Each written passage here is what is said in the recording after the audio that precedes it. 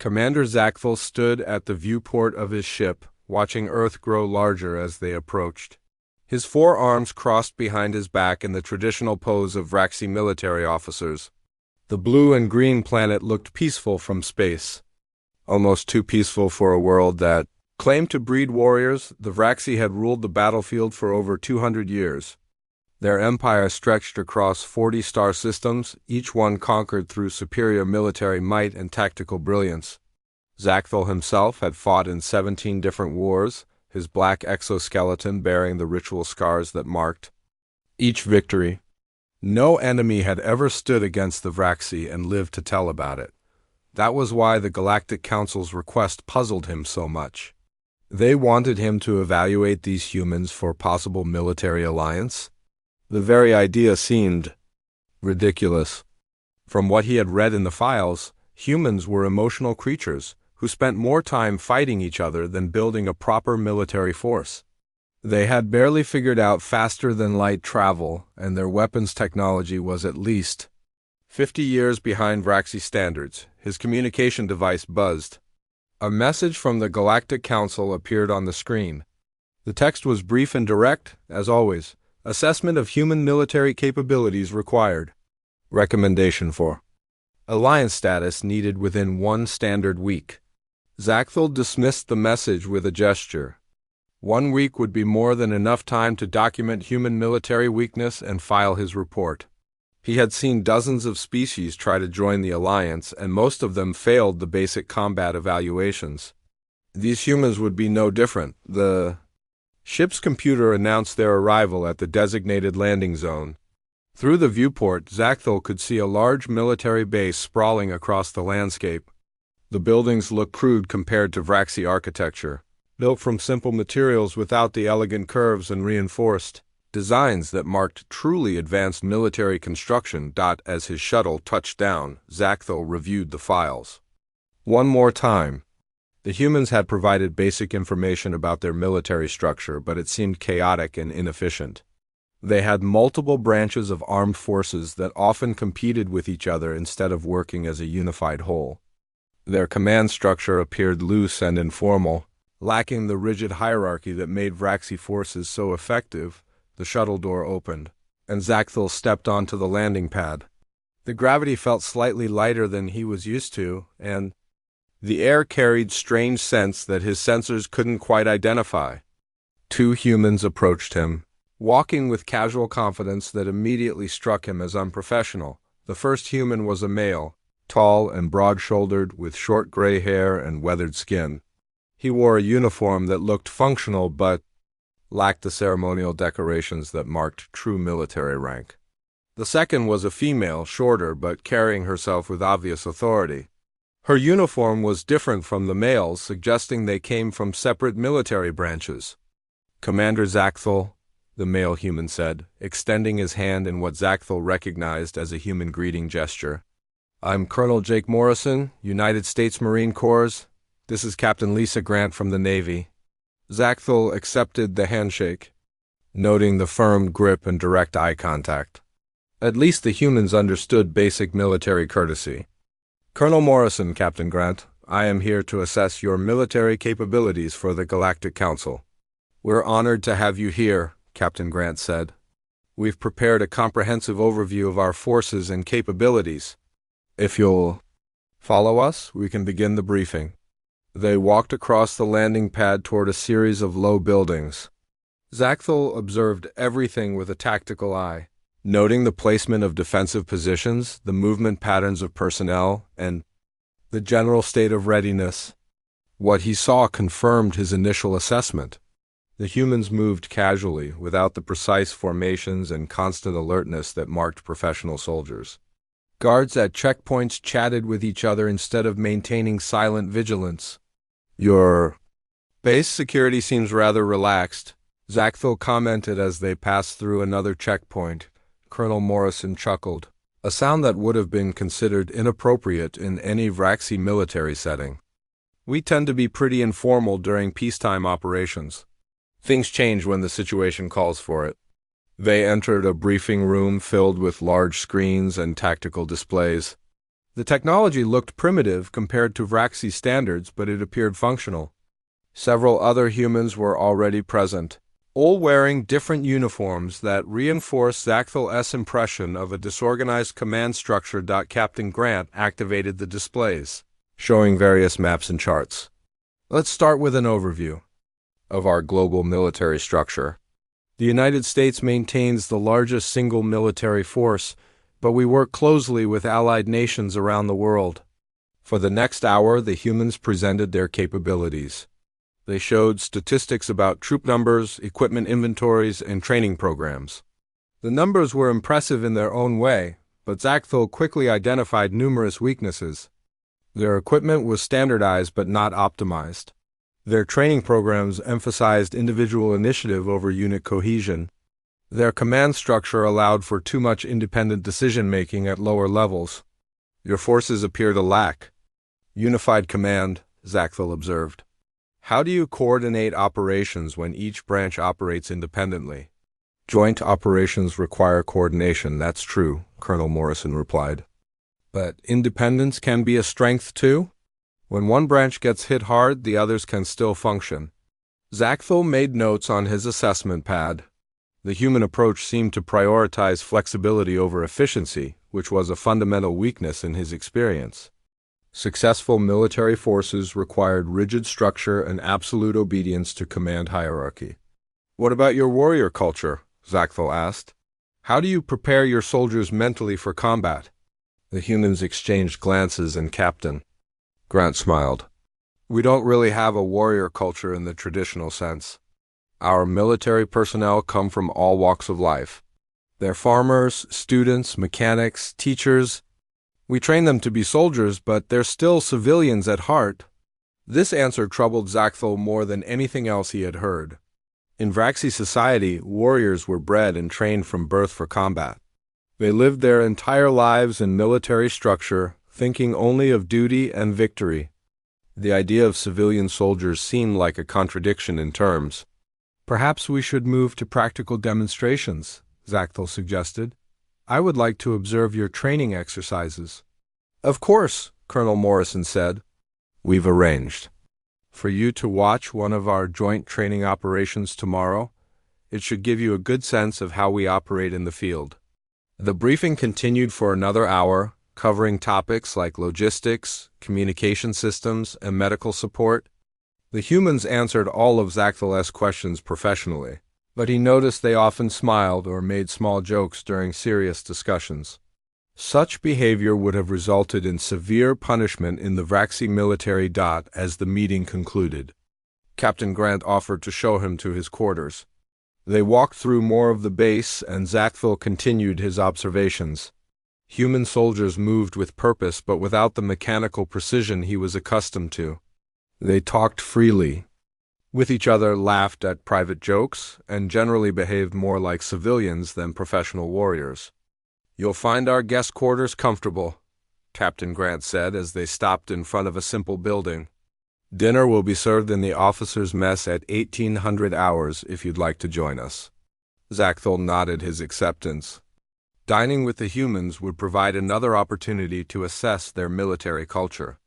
He watched Captain Grant walk away, noting her relaxed posture and casual gait. Everything about these humans suggested they were amateurs playing at being soldiers. In his quarters, Zachthel began drafting his preliminary report. The humans showed enthusiasm and had adequate numbers, but they lacked the fundamental qualities that made effective military forces. Their casual attitude, loose command structure, and civilian mindset would make them unsuitable for serious military operations. He paused in his writing, looking out the window at the human base. Tomorrow's training exercise would likely confirm his assessment.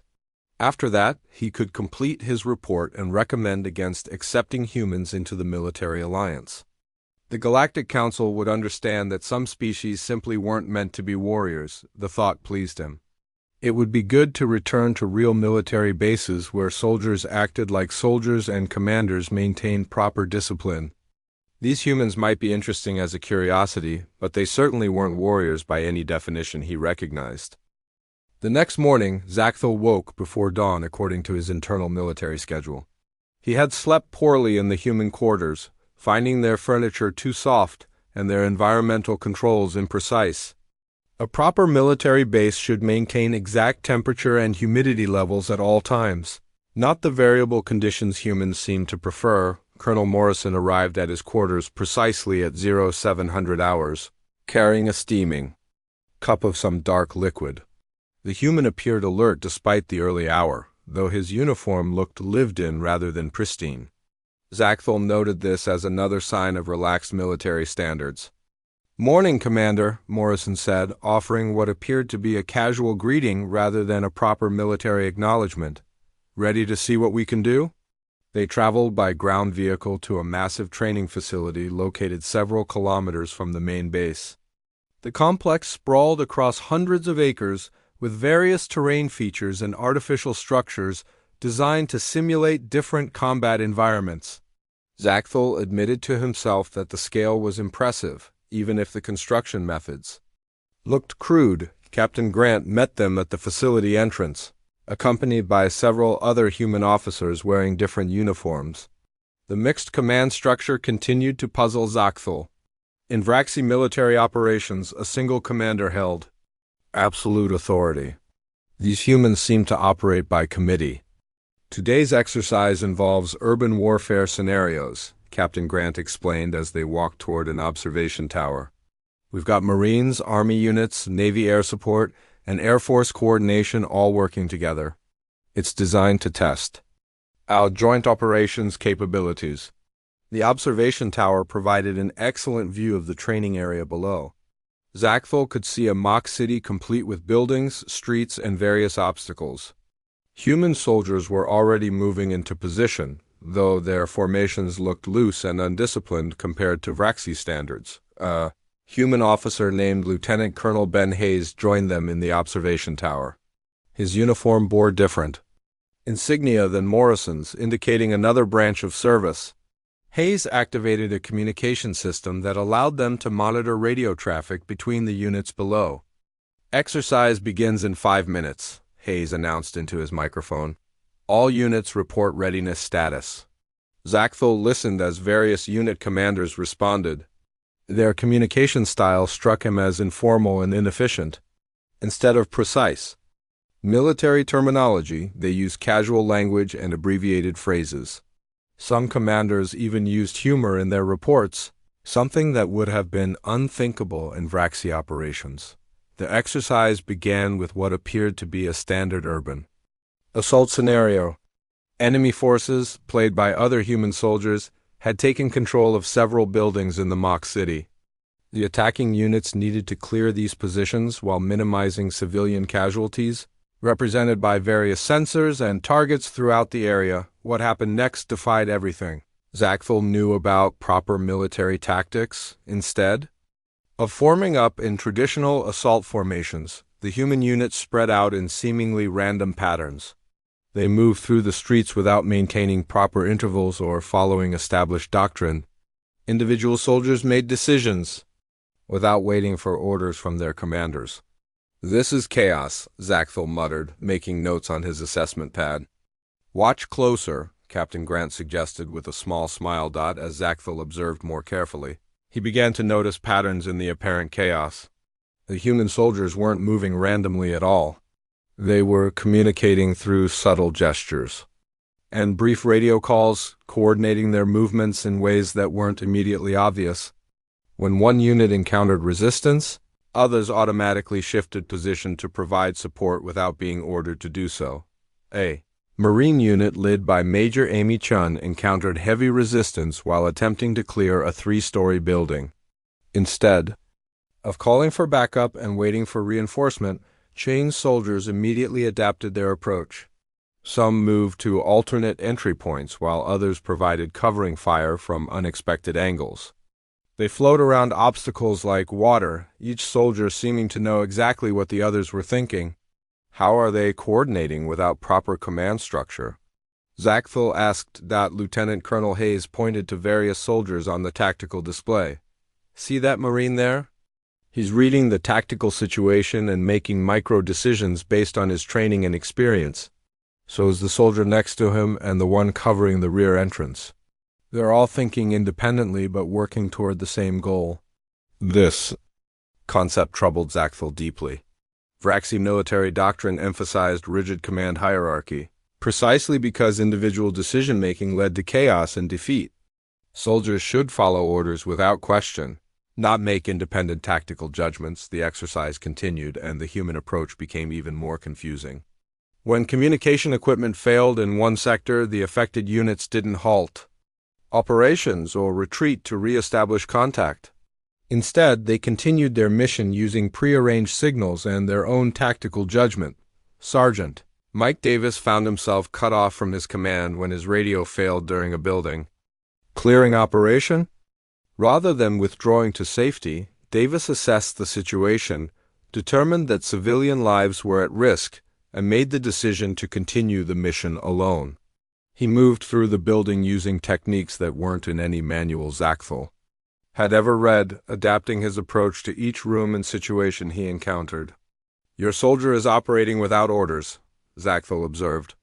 This violates basic military discipline. He's operating according to his mission and training, Colonel Morrison replied. We teach our people to think, not just follow orders.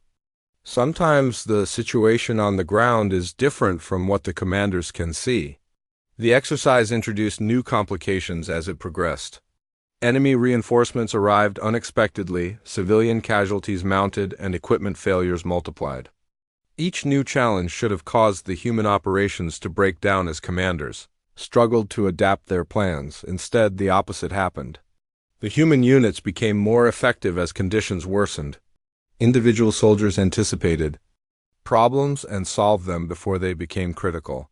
Unit commanders shared information and resources without being ordered to do so. The entire operation displayed a flexibility that seemed impossible under normal military doctrine. A particularly striking example occurred when an army unit found itself pinned down by enemy fire.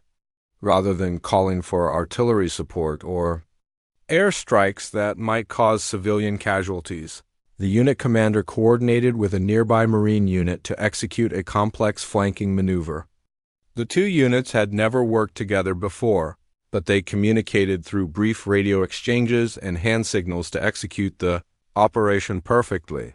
Zachthel watched air support operations with equal confusion.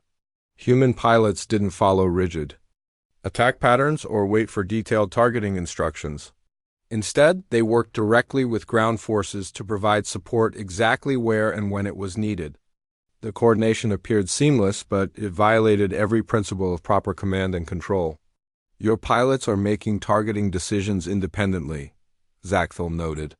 Who is responsible if they make mistakes? They are, Captain Grant replied simply. We train them to make good decisions and then trust them to do it. Sometimes they make mistakes, but more often they see opportunities that distant commanders would miss. The final phase of the exercise tested the human's ability to adapt to completely unexpected situations. The scenario suddenly shifted from urban warfare to disaster relief when simulated earthquakes damaged several buildings and trapped civilians. Without missing a beat, the assault units transformed into rescue teams, soldiers who had been clearing enemy positions moments before now worked to extract trapped civilians from collapsed buildings. Military medics treated injured role players while combat engineers cleared debris. The entire operation changed focus without confusion or delay. Major Amy Sheehan's Marines were particularly impressive during this phase. They used their combat equipment for rescue operations, turning breaching charges into debris-clearing tools and communication gear into emergency coordination systems. John herself crawled into a partially collapsed building to reach trapped civilians, making decisions about structural stability that would normally require engineering expertise. This is impossible, Zachthel said, though he wasn't sure if he was impressed or disturbed. Military units cannot change mission parameters this quickly without breaking down. Human units can, Lieutenant Colonel Hayes said with obvious pride. We train for chaos because chaos is what happens in real operations. The exercise concluded with successful completion of all objectives despite numerous unexpected complications. Enemy positions had been cleared, civilians had been evacuated, and casualties had been minimized. Most importantly, from Zachthel's perspective, the operation had been completed using methods that shouldn't have worked according to any military doctrine he understood. As they left the observation tower, Colonel Morrison turned to Zachthel. "So what did you think of our little training exercise?" Zachthel struggled to form an answer. What he had witnessed challenged fundamental assumptions about military organization and effectiveness.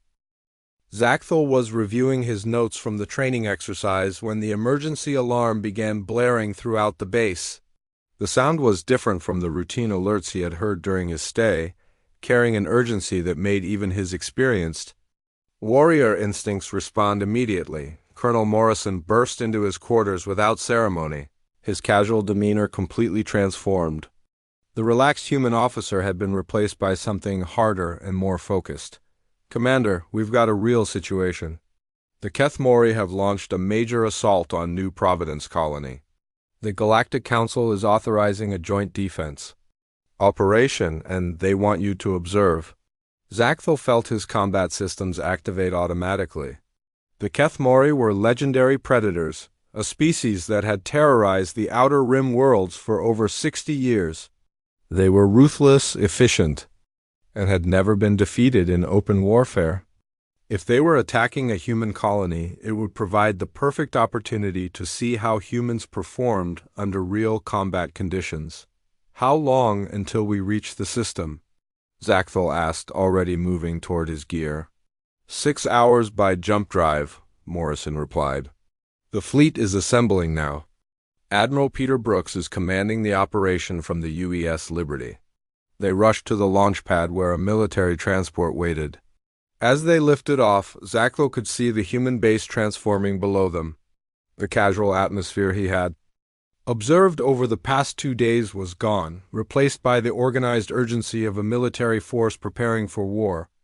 Personnel moved with purpose, equipment was being loaded with precision, and the entire facility hummed with controlled energy. The transport docked with the UES Liberty, a massive warship that impressed Zachthel despite himself. The vessel was larger than most Vraxi battlecruisers, though its design looked bulky and inefficient compared to the sleek lines of his own people's ships. What caught his attention was the level of activity aboard the vessel. Humans moved through the corridors with focused determination, their earlier casual manner completely absent. Admiral Brooks met them in the ship's command center, a vast space filled with tactical displays and communication equipment. The Admiral was an older human with gray hair and sharp eyes that missed nothing. His presence commanded immediate respect from everyone around him, something Zachthel hadn't expected from human military leadership. "Commander Zachthel," Brooks said, offering a firm handshake. "Glad you're here to observe. The Kethmori have committed 3 full battle fleets to this assault. It's the largest attack they've mounted in 20 years. The main tactical display showed the New Providence system in detail. Red markers indicated Kethmori forces surrounding the colony world, while blue markers showed human defensive positions. The enemy had overwhelming numerical superiority and had already destroyed several orbital defense platforms. "What's your strategic assessment?" Zachthel asked, studying the tactical situation. "Bad," Brooks replied without hesitation. "They've got us outnumbered 3-1 in ships, and their ground forces are already landing on the northern continent. But we've got advantages they don't expect." General Kate Miller joined them at the tactical display. She commanded the ground forces and carried herself with the same focused intensity Zachthel had seen in the Admiral. Her uniform was different from the others he had met, indicating yet another branch of human military service. "Civilian evacuation is proceeding on schedule," Miller reported. "But we've got over 2 million people on that world, and the Kethmori aren't known for taking prisoners?" Zachthel had studied Kethmori tactics extensively during his military education. They were predictable in their approach, following established patterns that had proven successful across dozens of worlds. They would establish orbital superiority, land overwhelming ground forces, and crush any resistance through superior firepower and numbers. The fact that they had never been defeated suggested their methods were extremely effective. The human fleet jumped into the system 4 hours later, and Zachthel got his first view of actual human combat operations. What he saw immediately confused him. Instead of forming traditional battle lines or following established fleet tactics, the human ships scattered across the system in seemingly random patterns. They moved independently, breaking every rule of fleet coordination that Zachthel knew. The formation looked like chaos rather than a coherent battle plan. "Your ships are out of formation," Zachthel observed. "We don't use formations the way other species do," Admiral Brooks replied, watching the tactical display with satisfaction. "Watch what happens when they try to engage us." The Kethmori response was exactly what Zachthel expected. Their ships moved to intercept the scattered human vessels, using proven tactics that should have destroyed the disorganized human fleet within minutes. But something strange happened instead. Every time Kethmori ships moved to engage a human vessel, other human ships appeared from unexpected directions to provide support. The scattered formation that had looked chaotic revealed itself to be a complex web of mutual support and overlapping fields of fire. The humans weren't fighting as individual ships at all, but as a single organism with multiple parts. Commander Tom Rivers led a fighter squadron that demonstrated the same confusing tactics Zachthel had observed during the training exercises. His pilots flew attack patterns that seemed random and undisciplined, but their results were devastatingly effective. They struck Kethmori formations from unexpected angles, disrupted established attack patterns, and disappeared before enemy forces could respond. "How do your pilots coordinate without proper formation flying?" Zachthel asked. "They read the battle and adapt," Brooks explained. "Each pilot makes decisions based on what they see, but they're all working toward the same tactical goals." The space battle continued for several hours, with neither side able to gain decisive advantage. The Kethmori had superior numbers and firepower, but the humans countered with unpredictable tactics and impossible coordination. Ships that should have been destroyed somehow escaped, while Kethmori vessels found themselves isolated and vulnerable at critical moments. Meanwhile, the ground battle was developing on New Providence itself. General Miller coordinated defensive operations from the Liberty, but Zachthel noticed that her ground commanders operated with the same independence he had observed in the fighter pilots. They made tactical decisions without waiting for orders, adapted to changing situations in real time, and somehow maintained coordination despite the apparent chaos. Colonel Ryan Foster commanded a Marine regiment that was defending the colony's main spaceport. His forces were outnumbered 5-1, but they used terrain and mobility to even the odds. Instead of establishing fixed defensive positions, Foster's Marines moved constantly, appearing where the enemy didn't expect them and disappearing before superior numbers could be brought to bear. "Your ground forces are abandoning defensive positions," Zachthel noted. "They're giving up tactical advantages." "They're creating new ones," Miller replied. "Static defenses are predictable. Mobile operations keep the enemy guessing." The battle reached a critical point when Kethmori forces managed to isolate a space station that was coordinating civilian evacuations. The station contained over 50,000 refugees, and its destruction seemed inevitable. Kethmori warships surrounded it, preparing to eliminate what they saw as a strategic target. Marine Captain Jessica Bell volunteered to lead a rescue operation that looked like suicide. Her transport ship was outnumbered 20-1, with no possibility of reinforcement or escape. Zachthel expected to witness noble but futile sacrifice, the kind of gesture that marked inferior military forces. Instead, he watched Captain Bell turn an impossible situation into a masterpiece of tactical thinking. Bell's ship approached the space station using a flight path that appeared to be a desperate suicide run. The Kethmori ships moved to intercept, concentrating their firepower on what they assumed was a last-ditch rescue attempt. But Bell had coordinated her approach with other human forces throughout the system. The moment the Kethmori ships focused on Bell's transport, human vessels that had been positioned hours earlier launched simultaneous attacks from multiple directions. The enemy formation, which had seemed overwhelming moments before, suddenly found itself caught in a carefully prepared trap. Bell's transport reached the space station and began evacuation operations while the surrounding battle raged. Her ship took severe damage, but she continued the rescue operation with the same calm professionalism Zackthel had seen during the training exercises. When Kethmori boarding parties tried to storm the station, Bell's Marines fought them off using tactics that seemed improvised but proved devastatingly effective. How did she coordinate that operation? Zackthel asked, studying the tactical replay. She didn't, Admiral Brooks replied. She saw an opportunity, other commanders saw the same opportunity, and they all acted on it simultaneously. No one gave orders for that attack. It just happened because everyone understood what needed to be done.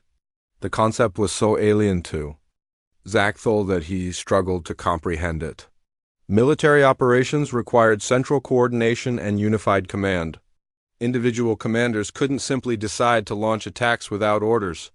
Yet he had just watched exactly that happen with devastating effectiveness. The battle had been raging for 36 hours when the Kethmori finally deployed their most feared weapon. Zackthel recognized the signs immediately as specialized ships moved into position around New Providence. These vessels were different from regular warships built for a single terrifying purpose. "Neural disruptors," he said quietly, his voice carrying a dread that surprised even him. Admiral Brooks looked up from the tactical display. "What exactly do those do?" Zackthel felt his exoskeleton plates shift nervously. "They broadcast psychic terror directly into the minds of enemy forces. No species has ever resisted them. The fear is so overwhelming that even the bravest warriors become helpless. Your forces will break within minutes." He had seen the aftermath of neural disruptor attacks during his military education. Entire armies reduced to cowering masses. Elite soldiers driven insane by manufactured terror. The Kethmori had used these weapons to conquer 47 worlds, and no military force had ever maintained combat effectiveness after exposure. The first wave hit without warning. Zackthel watched the human personnel around him as the invisible attack swept through the ship. He expected to see immediate collapse, the rapid breakdown of command structure that always followed neural disruptor deployment. Instead, he witnessed something that defied everything he knew about warfare and psychology. The humans were affected. He could see it in their faces, the sudden tightening around their eyes, the slight tremor in their hands. Fear washed over them like a physical force, and Zackthel could sense the terror that the disruptors were pumping into their minds, but they didn't break. Admiral Brooks gripped the edge of the tactical display until his knuckles turned white, but his voice remained steady as he issued orders.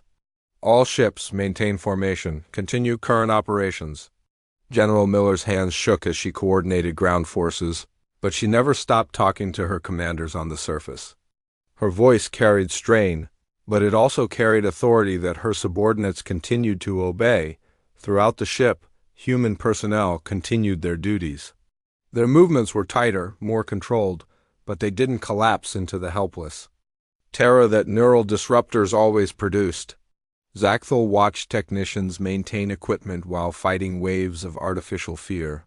Communication officers relay messages despite obvious psychological distress, and weapon operators target enemy ships with hands that trembled but never wavered.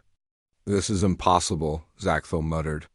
"No species can resist neural disruptors." Staff Sergeant Danny Wright was working in the ship's armory when the second wave hit. Zackthel observed him through security monitors as the demolitions. Expert's face went pale and sweat began pouring down his face. The fear was clearly overwhelming, but Wright continued preparing explosive charges with mechanical precision. When asked by another soldier if he was all right, Wright replied through gritted teeth, "Feeling like hell, but the job still needs doing." This response confused Zackthel more than anything else he had witnessed.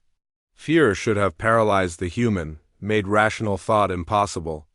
Instead, Wright was acknowledging the terror while simultaneously refusing to let it control his actions on the surface of New Providence. The effect was even more dramatic. Medic Linda Ross was treating wounded soldiers in a field hospital when the neural disruptors reached maximum intensity. Zaxthul watched through battlefield cameras as tears streamed down her face and her entire body shook with induced terror, but she never stopped working. Her hands remained steady as she treated injuries, administered medication, and coordinated with other medical personnel.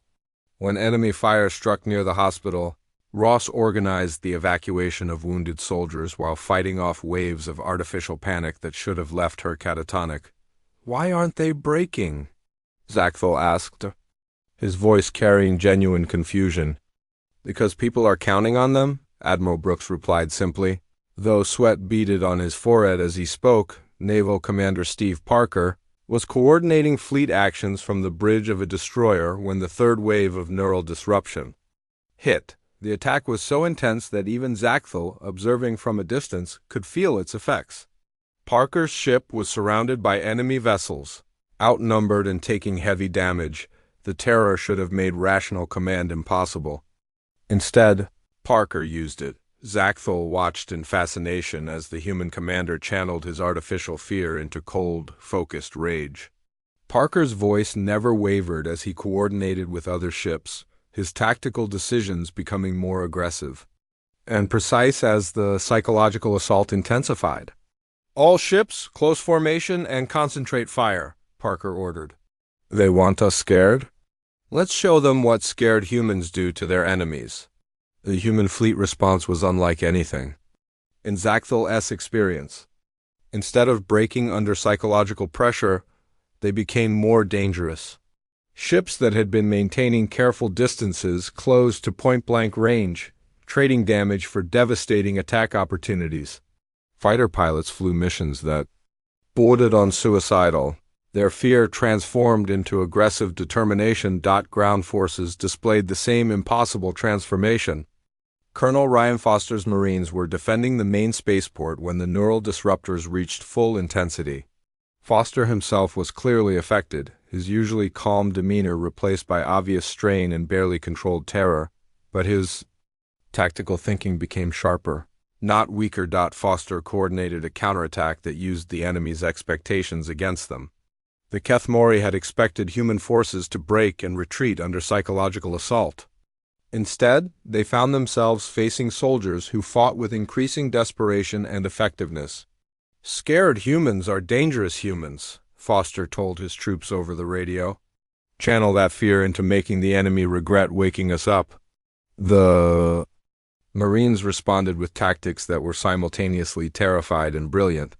They used their knowledge of the terrain to set traps that the overconfident Kethmori walked into repeatedly. Fear made them more cautious and paranoid, which translated into better tactical awareness and more effective use of cover and concealment. Zaxthul realized that he was witnessing something unprecedented in galactic military history. The humans weren't resisting the neural disruptors through superior mental discipline or technological countermeasures. They were being affected exactly as intended, experiencing overwhelming artificial terror, but they had found a way to fight while afraid. The concept was so alien to everything he knew about psychology and warfare that he struggled to comprehend. Fear was supposed to paralyze, to break the will to fight.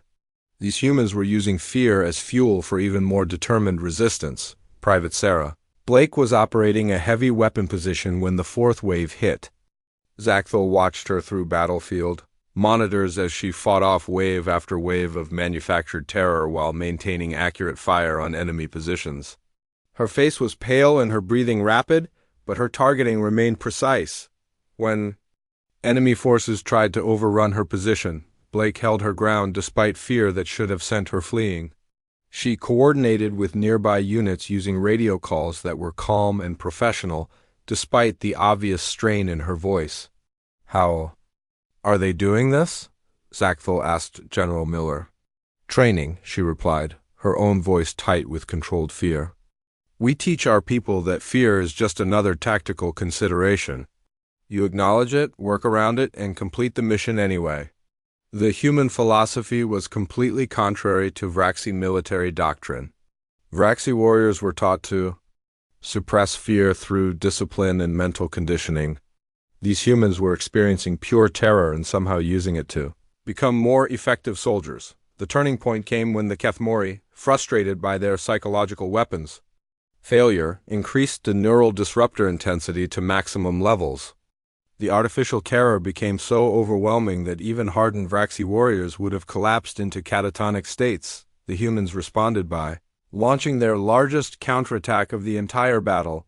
Every ship, every ground unit, every individual soldier simultaneously transitioned from defensive operations to aggressive assault. The coordination was perfect despite the lack of central orders, as if the entire human military force had reached the same conclusion independently. Zaxthel watched Admiral Brooks coordinate the fleet assault while tears streamed down his face from induced terror. The Admiral's hands shook as he gave orders, but his tactical thinking was sharper than ever. "All ships full assault," Brooks commanded. "They think fear will break us? Let's show them what terrified humans are capable of." The human fleet charged directly into the Kethmori formation, abandoning defensive tactics entirely. Ships that should have maintained safe distances closed to knife-fighting range, trading armor and hull integrity for devastating attack opportunities. The assault was simultaneously terrified and brilliant, carried out by soldiers who were scared out of their minds but refused to let fear control their actions. Ground forces launched similar attacks across New Providence's surface. Marines, soldiers, and support personnel who were experiencing overwhelming artificial terror somehow channeled that fear into focused aggression that caught the Kethmori completely off guard. The enemy had never faced opponents who grew more dangerous when afraid. Their psychological weapons. The Kethmori commander made his final mistake when he decided to commit everything to one massive assault on New Providence's capital city. Zaxthel watched the enemy fleet reposition itself, bringing every available ship into orbital bombardment range of the planet's largest population center. "They're concentrating all their forces," Admiral Brooks observed, studying the tactical display. "Classic Kethmori doctrine? Overwhelming force applied to a single decisive point." General Miller nodded grimly. 2 million civilians in that city. They know we can't let it fall." Zaxthel recognized the strategy immediately. It was textbook Kethmori tactics, proven effective across dozens of conquered worlds. Force the enemy to defend a fixed position, then crush them with superior numbers and firepower. The humans would have no choice but to commit their entire fleet to defend the city, where they could be destroyed in a conventional battle. What happened next challenged everything. Zaxthel thought he knew about military strategy. General Miller activated the planetary communication system and began broadcasting evacuation orders to the capital city. "All civilian personnel, begin immediate evacuation. Military forces, implement Protocol 7. Protocol 7? Zaxthel asked. "Complete withdrawal," Colonel Morrison explained. "We're abandoning the city." Zaxthel stared at the tactical display in disbelief. The humans were giving up their most important defensive position without a fight. They were pulling back all military forces and leaving the capital completely undefended. It was either brilliant strategy or complete madness, and he couldn't determine which. Lieutenant Colonel Ben Hayes coordinated the evacuation from the surface.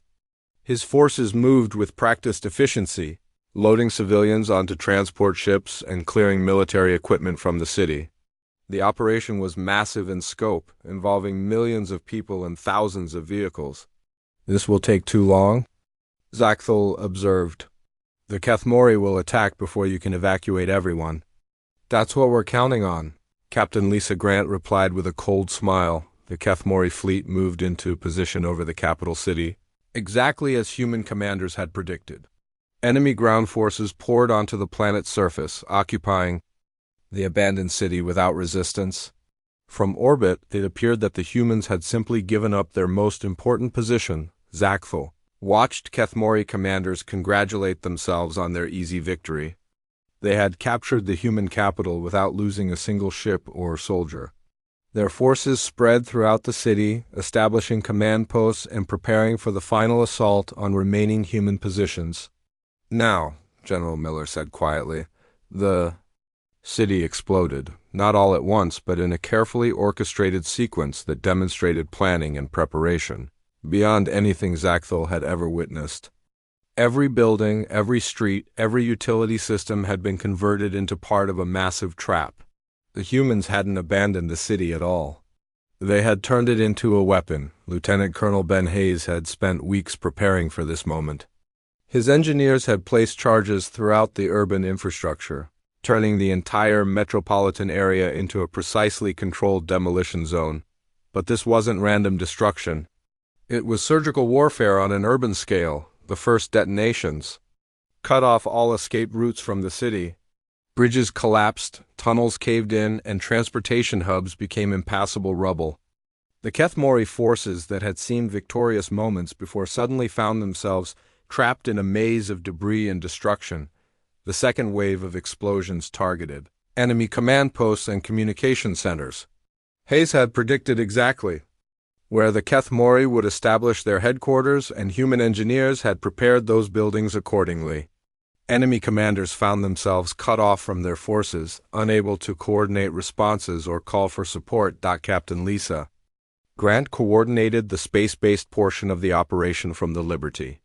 Human ships that had appeared to retreat in defeat suddenly emerged from concealment throughout the system. They had been positioned over several days, waiting for this moment. The Kethmori fleet concentrated over the capital city to support. Their ground forces discovered they were surrounded. Human vessels attacked from every direction simultaneously, focusing their fire on ships that couldn't maneuver effectively due to their bombardment positions. "This is impossible," Zaxthel muttered, watching the tactical display transform from enemy victory to complete reversal. "You can't coordinate operations this complex without central command." "We can," Admiral Brooks replied, "because every commander understood the plan and their role in it. No one needed orders to know when and how to attack." The ground assault was even more impressive than the naval operation. Colonel Ryan Foster led Marine units that seemed to appear from nowhere, attacking trapped Kethmori forces from directions that should have been impossible. The humans had prepared hidden positions throughout the city, tunnels, and bunkers that allowed them to move unseen while their enemies struggled. Through the rubble, Foster's tactics were brilliant in their simplicity. Instead of trying to fight superior numbers in open battle, he used the destroyed cityscape to break Kethmori forces into smaller groups that could be defeated individually. Every street became a killing zone, every intersection a carefully prepared ambush. Major Amy Chun commanded a unit that demonstrated the ultimate evolution of human tactical thinking. Her Marines moved through the ruins like ghosts, appearing only long enough to strike at enemy formations before disappearing back into the maze of destruction. They used the city's own infrastructure against the occupying forces, turning sewers into movement corridors and collapsed buildings into sniper positions. "Your forces are fighting without central coordination," Zaxthel observed. "How do they know where to attack?" "They read the battle," General Miller explained. "Each unit commander sees opportunities and acts on them. The overall strategy emerges from thousands of individual tactical decisions." The concept was so alien to Vraxi military doctrine that Zaxthel struggled to accept it. Successful military operations required unified command and detailed planning. These humans were conducting their most complex battle through what appeared to be organized chaos. Naval Commander Steve Parker led a destroyer squadron that exemplified human tactical evolution. His ships moved through the enemy fleet like predators, striking at vulnerable targets and disappearing before superior numbers could respond. Parker didn't follow predetermined attack patterns or wait for orders from fleet command. He read the tactical situation and acted accordingly. "Target the command ship," Parker ordered his weapons officer. "Hit them hard and get out before their escorts can respond." The attack succeeded perfectly, eliminating a Kethmori fleet commander and disrupting enemy coordination throughout the system. But what impressed Zaxthel was that Parker had made the targeting decision independently, based on his assessment of the tactical situation rather than orders from higher command. The battle reached its climax when trapped Kethmori forces attempted a desperate breakout from the destroyed city. They concentrated their remaining strength for a single massive assault, using tactics that had worked countless times before against other species. The humans were ready for them. Colonel Jake Morrison personally led the final defensive operation, coordinating units throughout the city through brief radio communications and tactical intuition. His forces didn't fight from fixed positions or follow rigid defensive plans. Instead, they flowed around enemy attacks like water, always appearing where they were needed most. The Kethmori assault broke apart against human flexibility and adaptation. Every time enemy forces concentrated for an attack, human units appeared, from unexpected directions to disrupt their formations. The rigid tactical thinking that had made the Kethmori successful against other species became a liability against opponents who refused to fight conventionally. Sergeant Mike Davis epitomized the human approach during the final phase. His squad was supposed to defend a specific intersection, but when the tactical situation changed, Davis abandoned his assigned position to support another unit under heavy pressure. His decision violated standard military doctrine, but it prevented a breakthrough that could have changed the battle's outcome. Your soldier abandoned his post, Zachthel noted. He saw where he was needed most and went there, Morrison replied. That's what we trained them to do. The battle ended with complete Kethmori defeat. Their fleet was destroyed, their ground forces eliminated, and their terror weapons captured. More importantly, the galaxy had witnessed something unprecedented. A species that had never lost a war had been thoroughly outfought by opponents. They had expected to crush Izali Dot as the last enemy ship fled the system. Admiral Brooks approached Zachthel in the command center. The human looked exhausted but satisfied, still bearing traces of the artificial fear that had affected him throughout the battle. So, Commander, Brooks said quietly, what's your assessment of our military capabilities? Zachthel stared at the tactical display showing the complete destruction of forces that had terrorized the galaxy for decades. Everything he had believed about warfare had been proven wrong. The humans didn't just fight battles, they reinvented them. I thought I knew. The battle, Zachthel admitted, his voice carrying a respect he had never felt for another species.